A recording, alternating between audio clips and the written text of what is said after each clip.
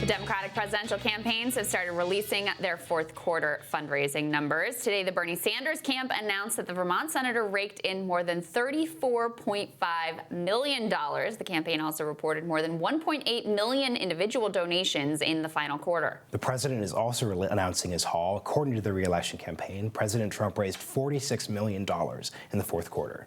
Here to expand on all this is political reporter for The Hill, Julia Manchester. Great to see you, Julia. Happy New Year. Happy New Year. Thanks for coming, Julia. Yes, great. What do these numbers mean at this point? So this was finishing up 2019. What do these mean?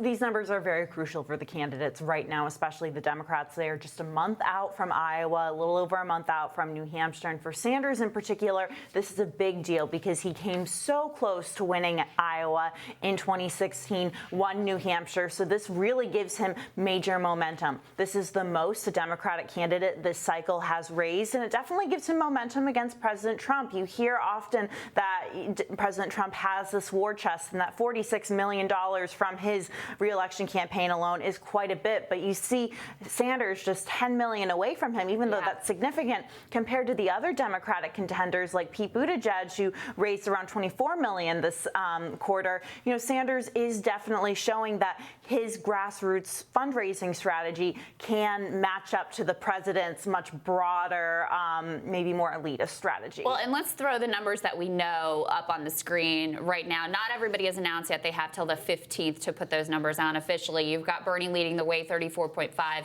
Pete with an also impressive almost 25 million. Andrew Yang with, for his campaign, very impressive 16.5 million. Tulsi Gabbard at 3.4 million. That's the most that she's raised.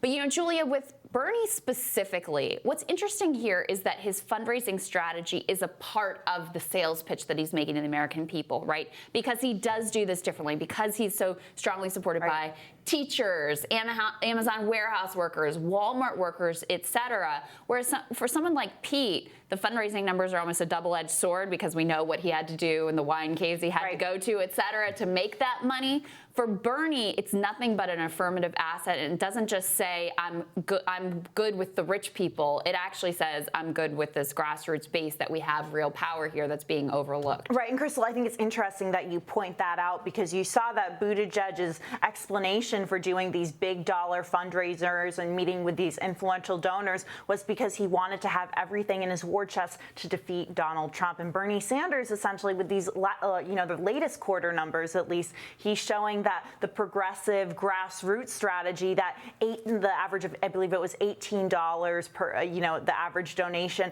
that, he's showing that can work. So you don't have to go to the wine caves anymore. You can just appeal to the people. Yeah, and I thought it was really interesting, and you alluded to this in the question leading up to this, was that Bernie Sanders pointed out that the average, the donors were from teachers, from Amazon workers, Walmart workers, and I thought that was very smart of his campaign to really point out, because they have been kind of going after the corporate, corporations and such, and it shows that maybe workers in those corporations are looking to someone like Bernie Sanders as someone to look up to going into 2020. So there are a lot of strong narratives coming out of this, right? Obviously with Andrew Yang, with Bernie, even with Mayor Pete. How is this actually going to affect the race itself, right? Because if you look at 2016, Jeb Bush raised a lot of money and he still didn't make it past the first few states. So how do you think this is going to impact the actual ability for these candidates to compete in the long term?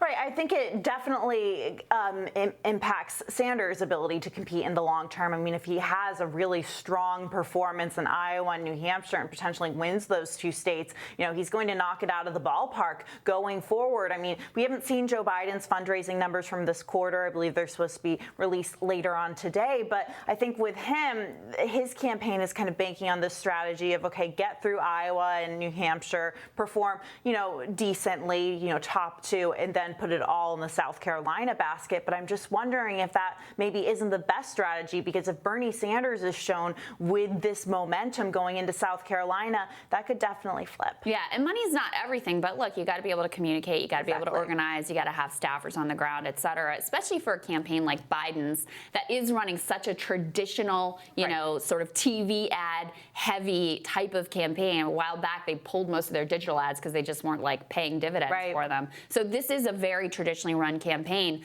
Last quarter, he was very low in comparison to the other frontrunners, 15 million. Andrew Yang actually outraised him this quarter compared to last quarter.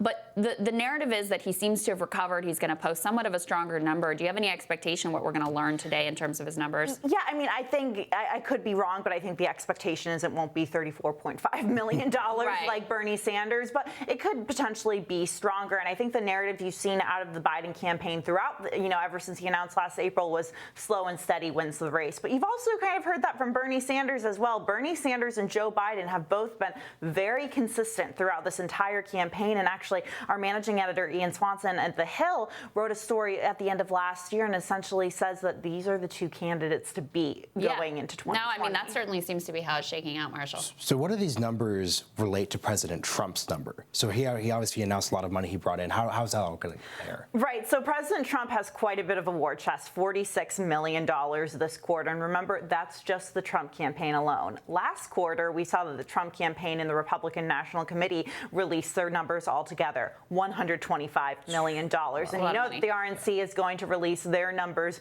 very soon as well. So Democrats definitely have an uphill climb against someone like President Trump. But you're seeing, Trump has a different strategy than the Bernie Sanders mode of fundraising. So I think if Trump and Sanders were to go head to head in the general election, it would be really interesting to see how these two strategies really play out. And also Andrew Yang here. I mean, I don't think anyone expected him to have the staying power that he does. Right. I mean, $16.5 million, that's real money. What does that say about the traction that his campaign has gotten and how long they're going to be in it for? He hasn't qualified for the next round of debates yet, but he has a lean operation. He certainly has the money to go through quite a number of states here. Andrew Yang has beat sitting senators, governors, and he was virtually unknown, I think, by the majority of the American public just a year ago before he started to gain this much traction. So it really shows how much traction he's gained, how much he's been able to communicate with voters, especially in Iowa.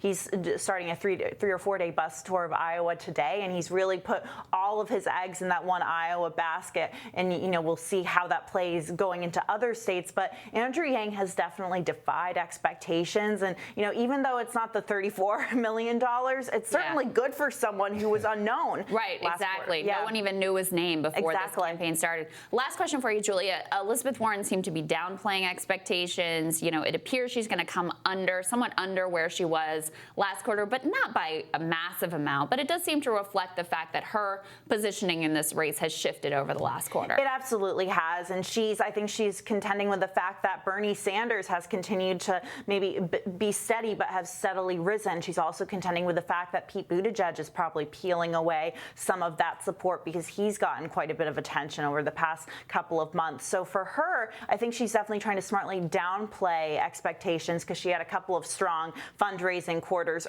last year. However, I think she's still going to be a top 4 contender going, into Iowa and New Hampshire and such. Yeah, she's one that has a very large staff, a very expensive staff to maintain, and she's been able to put up fewer ads because of that large staff footprint. They're obviously banking on being able to organize and having that ground game in place, but still got to be able to communicate as well. Julia, always great to see you. Happy New Year, dear. Good to see you. Great to see you.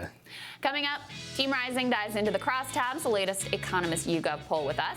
Which candidates did best by each income level, and who did 30% of voters say they consider supporting? All that next.